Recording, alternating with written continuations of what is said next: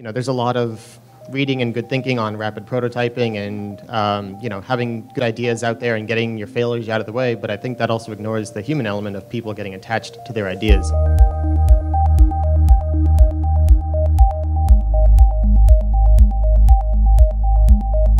Define success for what you're working on, and what is the data going to look like if things turn out well or not well, and just reminding people that this is actually a test. This is not the absolute final way of solving the question.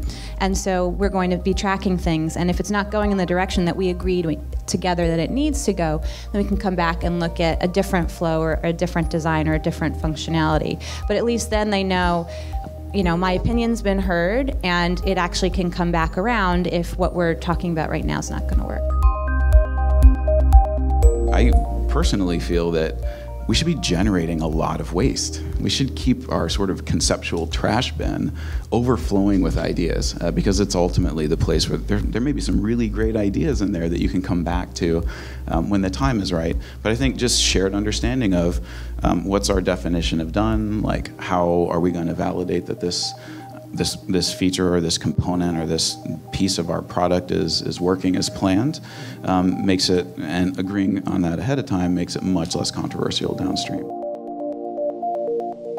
I think it's important to keep senior leadership out of the product process as much as possible.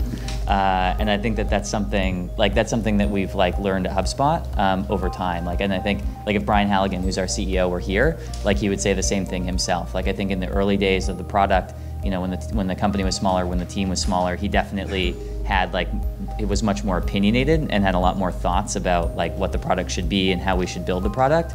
And I think that we learned, he learned, and the rest of our executive team have learned over time that they're not the ones talking to customers. They're not the ones who are sort of understanding the way that people are using the product. As a designer, most of us are doing their best work when we're emotionally engaged and attached and really feeling it. So if you've got that on one hand, and the idea of, hey, maybe I'm not right all the time, maybe we need to compromise on some solution, realizing when to let go of something that you think is your best idea can be a very challenging thing. And I'm not sure how one comes to that aside from experience and just getting ideas, I guess experience and confidence, getting ideas out there, knowing when to say, you know what, this was pretty good, but maybe your idea is pretty good too, and we should consider that.